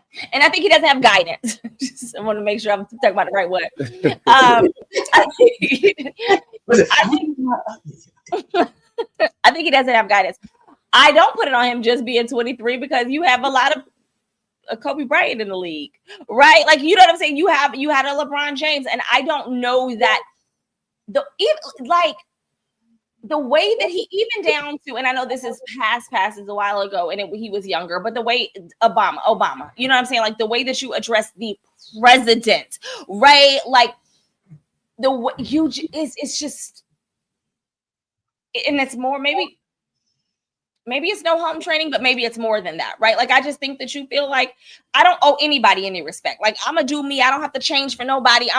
Which is fine. Like, I am the queen of, like, you know, be your authentic self. Also, like, there needs to be some boundaries, right? There needs to be some level of self-awareness. And I just don't want to put it off on his age. And I think we do a lot of that, honestly. I think we give a lot of grace to people for their age. For some stuff, to me, that's like, yo, you ain't got to be 35 to know to not be disrespectful to the president of the United States. You don't have to be 35 to know that the game that you love and have studied has greats that came before you, and you should respect that, right? You don't I'm sorry, Chris. Is this all predicated on how he did his situation with his baby mama? No, I do not care. I promise you. I promise you. Conducting himself, period, and interacting with everybody. I do not care about that at all. I mean, I think it sucks for him. But I also have feelings about this woman. You know what I'm saying? So that doesn't bother me at all. He is not the only person out here doing, you know, that personal life stuff. And so, when I said it doesn't have anything to do with the way with basketball, it's not like the playing part. It is the way that you handle yourself in the league amongst the greats, right? And it's okay to be like, you're not as good as me, you can't guard me, whatever people say. Like, I think that's fun. I think that's all great. But I really feel like his level of arrogance is like, I don't know, it's just next level. And because it's disrespectful. Yeah. It is, and not in a way of like on the court disrespect. It's like it is grounded in a belief that, and it's a weird way to say it, because I do think you should believe no one is better than you. I think that you should believe that. I think you should have that faith in yourself, right? But his is such that he has no equal, right? There is no right. Whereas the rest of the team, like, you can respect the fact that somebody has a good game. You know what I'm saying? Like, you can, what I've seen in my limited whatever, the opponents, like, okay, he's a good player. And you hear that when you hear them talk about other players, they it's like, oh my gosh, this happened, and I had to deal with him. With him, he's just like, ain't nobody on my level. Like, I don't really got nothing to say about nobody else because, like, I am it. And that's weird. That's a weird position to take. I guess that's what I called him. He wants to be the people's champ as opposed to. What does that even mean? I don't understand that language. Okay, so people's champ can be anything from, you know how. Oh, let me change it. Hood champ. You know what I'm saying? That's what they call it. Like the people, a man of the. But I don't. But what does that mean? Does that mean that you have to? And Mr. Carmel, I'm not saying that he said something blatantly. I am saying the way that he carries himself and the air with which he deals those who've been in the league prior to him, it's off-putting. It's off-putting. There's no respect in engaging his peers. And I don't consider like a LeBron James his peer, right? Like, but I think that they play in the same league, but I don't think that man is his peer, and I'm not even a LeBron anything. So it's the way that he deals. If you hear the way he interviews, if you hear the way he interacts with people, it's a lot for me. That said, what makes him a champion, a hood champ? Like, what about him? Just because he's great at basketball and he came from the streets of Atlanta, like, is that the hood champion part? Well, when I say that, when I say that because when I watch his TikToks, when I watch the interaction that he has, he wants to be amongst the commoners. You know what I mean? He wants to be amongst, like, one where he was going over to JJ's Fish. And he was like, yo, you want some of this? It's like, I don't want to be a part of, you know, the humbleness of that the league wants you to be a part of. I want to be a part of the common people. I act common. He doesn't act common. Huh? I don't feel like I feel like he acts ignorant. Yeah. I don't feel like. You say you don't feel like he acts ignorant? I feel like he's extremely ignorant. Yeah. Extreme. Yeah. I feel like he is extreme on an egregious level. Absolutely. I agree. When he first came in, I really liked him when he first came in. I was rooting for him. But like I said, the more he speaks, the less likable he is. Extremely ignorant. You can be like relatable, like me, right? Like me. Let's use me as an example, right? Like, okay, like I have a high level career, I've attained high level success, and I am still very much myself, right? Like you judges, people talk about like I'm gonna come in there with my nails, I'm gonna come in there with my lashes, I'm gonna come in there and I tell the judge in a minute, you're gonna get all this flair. However, I come with a level of humility, a level of respect for the bar, a level of respect for the bench, and I'm excellent at my job. Like you don't get better than Crystal Wright-Law, right? Like that's not a thing that happens. But when I come in, I will look at my colleague and I will give them the level of respect because we're here together, right? We're in the same game. We're not doing it. No matter, even if you fumble and do all of that, whatever. I don't get super like, I'm from Decatur, right? So, but that doesn't come out in the middle of. I don't feel like I have to be so real that I'm cussing you out and I'm going off and I'm like, I don't want y'all. I have to be so down with my past or whatever. That, and maybe, I don't know, but maybe also I was never like that, right? So maybe, and I'm just this is an epiphany. Maybe the ignorance is who he always was, right? And so that's not something he wants to turn off because it is ignorance. And so, but maybe he doesn't want to turn off. I am. But ignorance can be fixed, right? Stupidity is forever, Neither one of them are forever, but ignorance can be fixed if you desire to be different. And so what you were saying is this guy doesn't desire to be different. And so, yeah, I can't use myself as an example because the best I have is like I'm loud and I'm flashy and I'm, going where, but I never attach myself to ignorance. And I think that when I look at him, he's the second coming of Charles Barkley, right? A lot of people, Charles Barkley, even right now, is an acquired taste. I still haven't acquired that taste. But I'm saying, he told you a long time ago, I'm not your role model. I'm not your hero. I'm not here to be liked. I'm here to play basketball. And that's fine. And that's why you don't get to be the face of the league. Right. That's what this conversation was about. He's won 12 Emmys because of him, just speaking his mind on TNT for the past 20 years. You know what I mean? But when does it happen that you just accept him for who he is? Wait. No. Let's be very clear though, because let me tell you something. I'm a Charles Barkley hater. I will admit that. But the Charles Barkley that we see, Charles Barkley? No, I'm saying like as a basketball player, I didn't like him. I didn't like his persona, all that.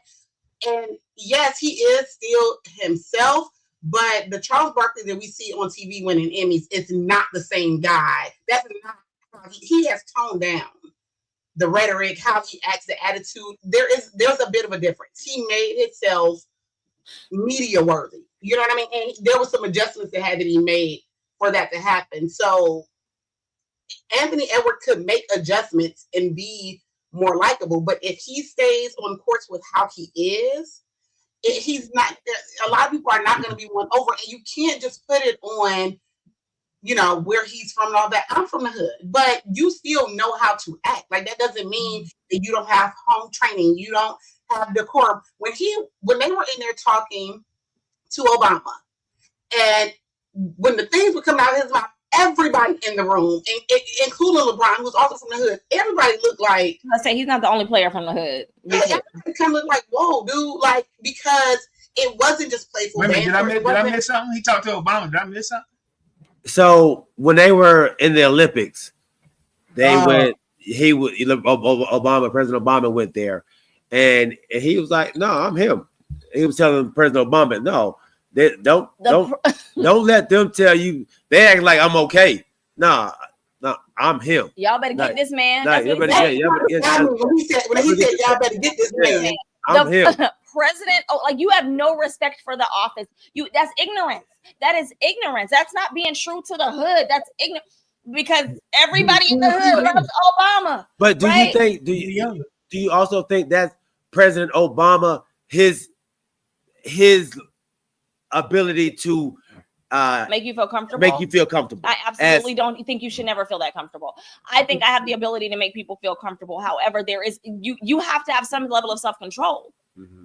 Right. And I just think maybe I don't want to give it age. I think we give too much grace to age. And it's like some things are I'd chop Chris in his throat if he dealt with, me. You know what I'm saying? Like another attorney that way, let alone President Obama.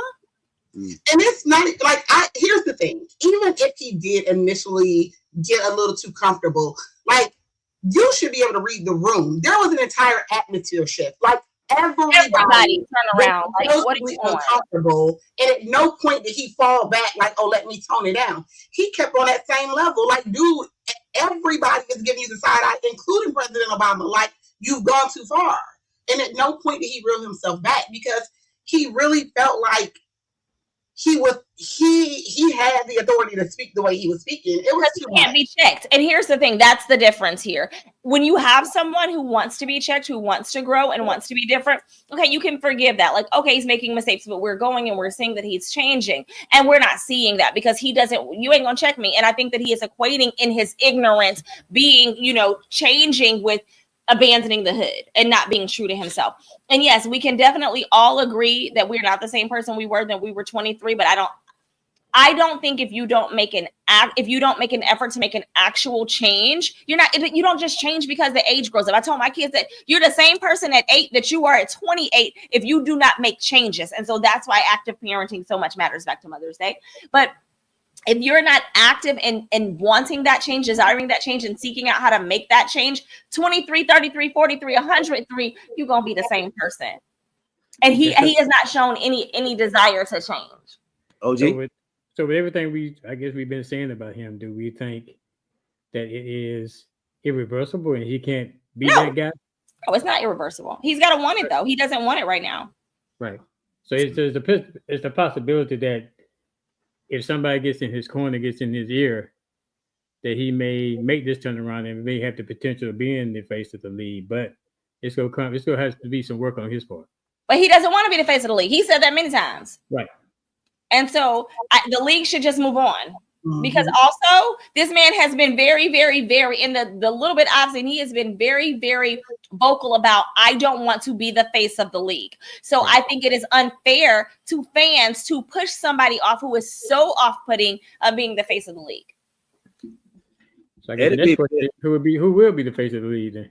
He's the only thing that's out there that can take on the mantle of the face of the league right now. Why? Given his skill level? Given his skill level, given his charisma, given his ability to interact with the media, and the way he performs in big games as well. All that leads to what a NBA type player. Then that's what they want, man. But I guess the other thing too is you can't forget. I think Kanisha missed this. You can't overlook. I know we're talking about his athletic ability, but to me, I think you can't overlook off the court either. I mean, we're talking about his ability on the court, but to be the face of the league, you have to also look at what's going on off the court. I mean, and I'm going to speak to this, Mr. Cromwell. I watched the video that man, you know how you do that nervous laugh, like what the hell is going on type thing? That's what Obama did. It was not like, oh my God, this guy's funny. It's like, yo, like, and you know what I mean? Like he tried to laugh it off. He tried to laugh it off. Make and the situation comfortable. And he tried to call like LeBron. Hey, LeBron. Yeah, it was not. He was trying to like, hey, talk to your boy. Yeah, like, but I don't want to make it weird. Right, you know how you do that. Like I'm not going to make it weird. That's what President Obama was. I agree with that. He did kind of take it. Taken aback by how he did come off. It was very obvious. And here's the thing about, but you have to look, the NBA is a business. And so they like that controversy. And you want to be, while you're trying to maintain so true to your hood, you want to be the clown that they use to make these millions, because you're going to get on here and you just going to be so Atlanta. You want to be so ignorant. People are talking about it, right? Like it's all over social media, all of that. It makes money. It brings ratings. You know what I'm saying? And so, but at some point there has to be some integrity. I mean, I don't know, but maybe it feels like the integrity is to the streets. I don't know. I'm just not for it, but I can't give y'all a name of who would be for it. For Ant-Man, if business wise, it'll be in his best interest to be the face of the NBA, because you can make millions right now as being a great player in the league, but you can make billions when you become the face of the league. If you look at every face of the league, they came out as billionaires at the end. LeBron James, Michael Jordan, Kobe Bryant. It's his Magic ignorance. Johnson. He's ignorant to that, though. That's what the NBA does for you. Like they allow you to make those. You can be Kevin Durant and you can have your own podcast at the end of it, or you can be like Charles Barkley and have your own podcast, or you can be like Shaquille O'Neal and have your own podcast. Like you can be that great, but not the face. Like you can be successful as well, but when you become what the face of the league is, it takes you to another level. I'm sorry. Go ahead. No, that was it. So I think Ant-Man has to look at that part of it, and see if maybe he don't want to be that. Maybe maybe I don't want to be a billionaire. Maybe I don't. Maybe I'm okay with a millionaire. Like this is cool. I can help my friends out right here. I'm not trying to build the Atlanta back up or whatever it may be. I'm not trying to do all that. I just want to make sure my people are taken care of. So maybe that's it for him. But I know he wants to be talked about as one of the greatest ever to do it. So when you're trying to be at that level, that's when they will put that on you, man. So come on. Metcalf, welcome on, big dog. He says, come on, G. There are several that can take that over. I mean, name some that can take that over for me, Metcalf, that you think that you can place the face of the NBA on right now. And I know people say Wemby, but how many times have you seen a foreigner be the face of the NBA? How about Tatum? They tried. They tried with Tatum. Tatum doesn't have enough dog in him. And then there's no attraction to him. He don't have enough dog to him, and he don't have enough charisma to him. Luka Doncic. Luka's he's not from America. Like they're not bringing in a overseas. So you guy. think the NBA? It's the NBA orchestration of it all. Yeah. Okay. The NBA are putting their Americans out there. Like you gotta be that clean cut. You gotta no trouble. You gotta be able to speak English well. Like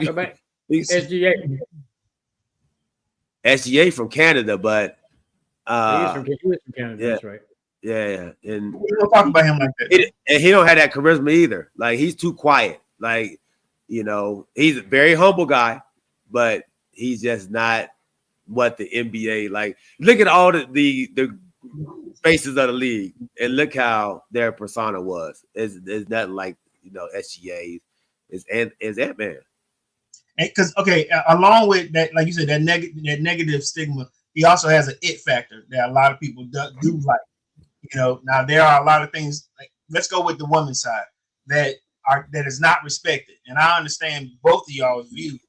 However, like I said, I'll give you a perfect example. During the time with, it's just cold. Oh my bad. When he paid that get it together, Kanisha. Exactly. When he paid that $1.8 million, everybody was like, damn, good, be done with it. But then when you came on and gave a lot of information on, it's not over just because he paid the 1.8 million. He still got a lot more, but a lot of people that didn't understand, they just thought that, listen, boom, he paid it. And I ain't gonna lie, when you looked at some of the blogs and some of the people that put those TikToks out,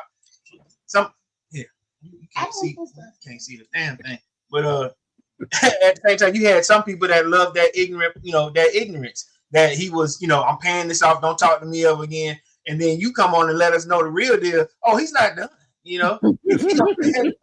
But a lot of people don't see that. They'll see that one little act of what they think is courage. He paid that 1.8 and he's done, and she done spent the 1.8 already. But they don't look at the backside of it. They just think that that's something to commend. True, but at the same time, a lot of people do that. They're full, especially behind TikTok. Let me tell you about Ant-Man and how he showed her. But that's the common part that respects him, and they're not making him pay for it in the NBA, and they still want him to be the guy, But like you said, it's going to be a lot of that ignorance out there. But right now, the person with the most it factor is him, but he don't want that crown. Mm-hmm. Jeremy Metcalf says, man, Durant KD about to retire, so he's 37 years old. You're not going, 36, 30. You're not going to get a 36, 37 year old to be the face of the league. SGA, he just don't have the charisma to do it. I don't see the league throwing him out there as that guy. He'll be one of those great ones that play, but not the face. I can't see it myself. Luka, another great player. This man don't love basketball enough. This man don't even work on his body. Like this man doesn't work in the off season, man. He comes back overweight. That ain't gonna work, you know. I give you a perfect example when you go to Luka route. Jokic. He's not like I said, he's not putting his face. But he didn't want to play for his national team. He's like, I want to tend to my horse. He just want to be with the horse. I play basketball for the season, and that's it. I don't want to come.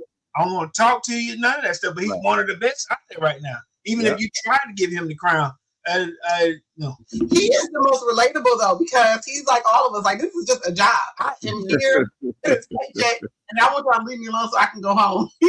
Right. Clocking out. But nobody will follow him like as the face of the league. Hey, that's the best Serbian I've ever seen. We say OG.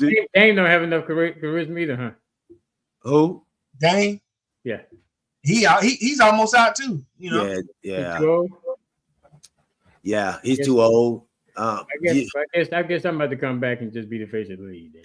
That's what I'm thinking. Same thing, OG. Like, what I need to do. The coming of the next person in this league, honestly, is going to be Cooper Flag. That's the next guy coming up. But do we know if he wants to be that guy either? We don't know. We don't know. We don't know. So wait a minute. He's white. Wait a minute. Oh, here we go. Yeah, here we go. So this dude ain't played the lick of the NBA. I already talking about he could be the next face of the league. And the two of y'all, when Wemby came in, gave him no props. But Wemby ain't got it either, though. That's not what I'm saying. Okay. What I'm saying is y'all was so down on Wemby when Wemby came in. I mean, just absolutely 100% down on Wemby. Wemby not gonna do nothing. He just a toothpick. He ain't gonna be nothing in this league. Y'all call him stupid? Toothpick. Toothpick. But now here Cooper Flag, just because he played so good at Duke, who couldn't lead his team to the championship. No, that's not even why I'm doing it. He has a hit back. OG do anything. He throws That's not even why I'm doing it. He has an it factor. He had the it factor for the NBA that he ain't played a game in yet. Hey, LeBron didn't either, but they dubbed him the new king. Yeah, before when he was in high school. So now we're gonna compare him to LeBron. All I'm saying is he has a. I'm just trying to understand. Help him understand. Yeah, actually, that they are actually coming out with the same type of aura. Aura maxing. Yeah, there you go, aura maxing. Yeah, so they're actually coming out with the same type of aura, LeBron and Cooper Flag.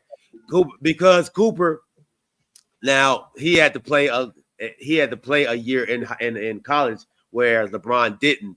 But if Cooper would have came out from high school, he would have had that same aura as LeBron had because of who he was in high school. And now that they have seen him play against NBA players already, they already assuming what he's going to be able to do when he touches his feet in the league, man. They already what now? They already doing what? He's already proven what he's going to do or what he can do. You said huh? You said assuming. Who assuming? You said they already assuming what he can do in the league. You gotta assume. Yeah. But they assuming me, right? You know assuming me, right? Break down assuming. But they've seen it. They've seen it already. They've seen him dominate them on not just NBA players. The best players we sent to the US to the Olympics to go play, and he dominated them. So they already have an idea of what this kid is going to do when he gets to the league. One game. And let's be fair. They gave your homeboy a shot too. You know. No, not right now. Cooper Cooper, where LeBron was in high school, he probably is. But not where LeBron is right now, of course not. But you got to think back when he was 17, 18 years old, like Cooper Flag is. Yeah. So when LeBron came in, No, he's not close to the Zion, man. Come on, dog. So when LeBron came in, and y'all gonna stop talking about my homeboy too. He had a chance too. They gave him a shot. So no, not like this. They gave him a shot at the title. He didn't want it. He wanted food. Oh, you can eat. He went to New Orleans and he started getting down on that food. That man gained 70 pounds his first year. Okay, but see, you know, y'all always catch on these bandwagons. So let's see what this bandwagon. If Flag comes to the league and gets caught up with girls or gets, he's gonna get his shot. But y'all trying to compare him to LeBron. So what did LeBron do when he first came into the league? Nobody compared him to LeBron. Yes, y'all did. Y'all said he's getting the same hoopla that LeBron did when LeBron came in. Who said that? G. Yeah, I did. Y'all did just say that? Yeah. Okay. Yeah. He said G. Yeah. And you have a tendency of doing this. You have a tendency to ride on that same bus sometimes. What I'm saying is he's going to get his shot. He's not worthy right now to get the shot. Get a shot at what? At the face of the league. That's the league. That's where we all came from. What that you're not gonna like is the fact that he's white. It don't have nothing to do with it. Boy, don't you do that? Yeah, because y'all always jump on these bandwagons. Why we not right about Cooper Flag, OG? As far as what? The type of player he is. He ain't good. Y'all also say he's gonna take Duke to the promised land. Man, his man lost in the finals, dog. God almighty. He lost in what? He lost in what? In my finals. Is it the finals or the semifinals? He lost in the finals. He lost in what? Semifinals. They lost the semifinals. They lost the game before. He couldn't get his team there, being all. He was so happy when they lost by a point. The man fell down because they wet the floor up for him. I mean, it happens. Oh God, I love my husband. Who else is the face of the league? Who else has the shot? Outside of somebody who's already there right now, coming into the league, I'm putting him in the line. Like if you want to ride for Six Flags, I'm putting him in the line. So he's gonna have that charisma and everything he needs based on what he did in college. When you come out of Duke, you already, you got some charisma coming out of Duke. They know how to. How many players coming out of Duke been the face of the league? None. I don't think that's the standard because the players could not be. I don't know this gentleman that you guys are talking about. But I don't think Duke, coming out of Duke has to be the standard if he's an individual. Is he charismatic? He's 19. He's 19. What does 19 mean? Having charisma. Yeah. No, I'm trying to think. He does great. He does great interviews. Like they yeah. Cooper Flag. Yeah, he does really good interviews. Like he speaks well. Is he attractive? Yes, he's attractive. He's attractive. Yeah. He's not a bad looking guy. Oh. Okay. Yeah, we're gonna see. Yeah, we're gonna see. I definitely can't see him being the face of the league. Why? Just by looking at it? Mm-hmm. Absolutely. I've been around to see enough faces of the leagues, and he doesn't have that face. It doesn't. That's and I know that it's not literal face. I'm not dumb. Yeah, that's a young face. Literal face. All right, so this is Remus's. All right, candidates for the face of the league: LaMelo Ball, Trae Young, Jalen Brunson. Why not Trae? I was thinking Trae in my heart, but nobody was saying it, so I didn't want to. They won't give it to Trae though. They won't give it. Yeah. We're gonna practice this. We're gonna practice answering the question asked. The question was not who are they going to give it to. The question was who could it be. Right. So I think that who could it be? Could it be Trae Young and why? It couldn't be Trae Young because they don't like how he communicates with the media. How is that? He doesn't have the charisma. Like he's too blah. Not like nonchalant. He doesn't give like too safe. No, not even safe. Yeah. He's not really good with the media. He's actually trying to work on that part of the media. So if he works on that, remember we It's talked too about late. growth. It's Yeah, too late. He's been in the league too long. Okay. Too long. Like Right. he doesn't even get the respect of the media to get voted in for All-Star games. It's like they don't want him. You know, he's lost his chance. Now he's most of the time he's the best at his position in the East and still don't get the shine that he should. Right. He's the guy who's going to be a great player who has a podcast. Uh-huh. All right, LaMelo Ball. Why not? Is that? He's already been already be shut down because of that. Yeah. All right. People don't like his dad. Well, they people don't. The people don't like it. You know his dad. I know who his dad is. I don't don't know anything about not liking him though. Right. All right, Jalen. Hold on, let me say this here about Ball. And then on top of that, like I said, they're not like his dad. But then when you didn't wear your dad's shoes, they didn't like him because he didn't wear his dad's shoes. He's like, I love you too, Mr. Cromwell. Dr. Cromwell. Hey, Remus, man, when did you graduate and what school you graduated from? You never put that in He the said chat. Georgia State. We've been new. I Oh, think okay. that's my alma mater. Oh, okay. I told you that though. Yes. But I wasn't sure. I wanted to make sure. he ain't been quiet since they made it to the league. He been vocal. And what I'm saying is on both sides, they don't like his dad. Then when he didn't want to wear his dad's shoes, the big baller brand, he was like, I don't want to wear that junk. That's ugly. You know, so it's like, you know, and they like, you don't respect your dad. You know, it's like, all right. He's a good player, but not the face. So what's wrong with Brunson? Jalen Brunson. I like Jalen. Brunson is scrappy. I like him. Just not enough. Just not enough. Do you like him as the face? I know you like him. I know you like him, Kanisha. Like him as the face? But just keep in mind though, if you keep shooting down everybody, it's gonna have to be somebody. No, it don't have to be nobody.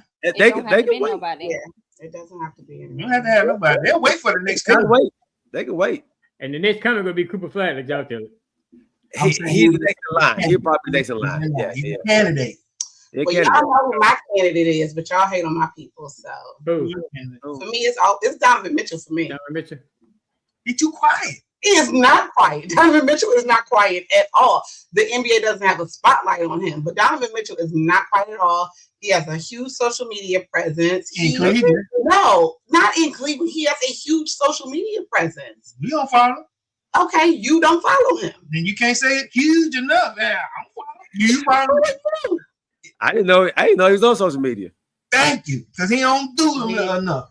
Yeah, you like everything. He on Instagram and TikTok and all that. Mm-hmm. Well, I don't know about TikTok, but he is on Instagram. So name the last 4 or 5 faces of the league. Curry, LeBron. Well, you said Curry. Curry, family man. Yeah, Curry, a face of the league, sure. I think he can be, but I don't think he's ever been that. I think he can be. I agree with Corey. Yeah. I know I hate that coming out my mouth, but I think he can be. I don't think we've ever put him up there though. But yeah, like family persona. You know what I'm saying? Because the family. All right, I can give you some. He took some of LeBron's. Yeah, he took some of LeBron's time. So Curry, LeBron, Kobe, Michael. Kobe didn't get it till later. He got it from the respect of the players and guys like us that like ball. Yeah. He should have had it a long time before he got it. Yeah, before he got it. Yeah. But he had it, and then but Michael. So when after Michael had it, it was a gap. Yeah. It was a gap in between there. And we didn't realize how terrible Mike was until he did that damn special, because I ain't gonna lie. You know me about how I feel about Mike. I don't like Mike like that. And then when The Last Dance came out, I really don't like your butt, I liked him more if I saw that. Yeah. Okay, he said Shaq. Y'all consider Shaq as the face of the league? He was an image of the league. This man saying anything. Now he's tired. It's time to go. AI. He was also man of the people. They didn't want him to be the face. Yeah. I love AI. But I don't feel like I don't feel like he was ignorant. I think he was real, and I think that there's a difference. Ant-Man ain't real. Ant-Man. I didn't say he wasn't real. Both can be true. Yeah. And the AI kind of similar. Similar and the same, or not the same? Like, that's real different. See, here's my thing. I don't think Words mean things. Words mean things. No, the media like to vilify him. It was not. No, prime example. Let me give you a prime example. What I mean. To have fools. No, so that means first of all, he was single. He was single. He was Okay, at one point he wasn't there. Stop disparaging him. Okay, He left around with the brat. Mother's Day, let Kanisha win. Okay. He did. No, him and his wife broke up. No, his wife, they still married to this day. They weren't married when him and Brad were together. No, he left around here in Atlanta a lot. No, listen. First of all, He was down here in Atlanta a lot. I do just like AI, but what I mean by the media chose to make him a villain, like, so everybody knows the whole practice speech, right? Like, everybody knows that, and we laugh about it now, right? You know, when he did the whole thing, we talk about practice. What everybody forgets is that press conference started off with him talking about how he lost his best friend and he was hurting. Mm-hmm. That man had just lost his best friend and he was hurting. Mm-hmm. And what the media did was take and wrote this whole spiel about him not being a leader, not showing up to practice, or not giving his all at practice. Like, the media tried so hard to make AI a villain, and that's not what he was. But he was authentically himself. He was who he was, and he didn't have any pretense about him. But I don't think he was ignorant. I don't think he was overly arrogant. I think he was confident in what he brought to the table. He knew he was that guy on the court. Came to the league from jail. What? I'm just saying, he has his flaws. Okay, you can change the conversation, and I get very confused on this podcast. Really streamlined. We had a question. We're veering off from the question. What's the question? I'm sorry. The question was, who can be the next face of the league? And then we talked about AI. We saw AI in there. Yes, we talked about fast faces, and we said AI. And I think the thing that separates AI and Ant-Man is the level of arrogance that pushes to ignorance. We did not have that in AI. What? Okay. We didn't. Agree to agree to disagree. It's Mother's Day. I wish you would.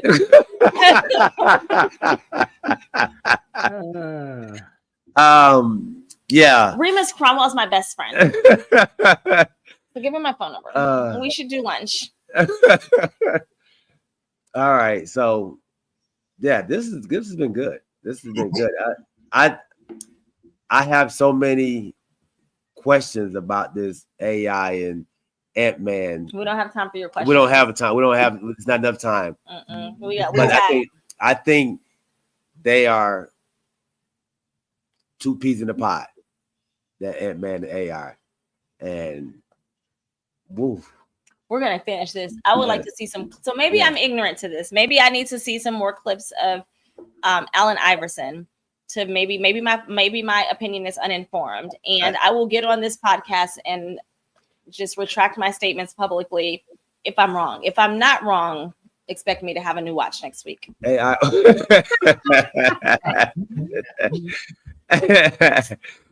oh man. And with that being said, you gotta go to bed and go to sleep, get that watch.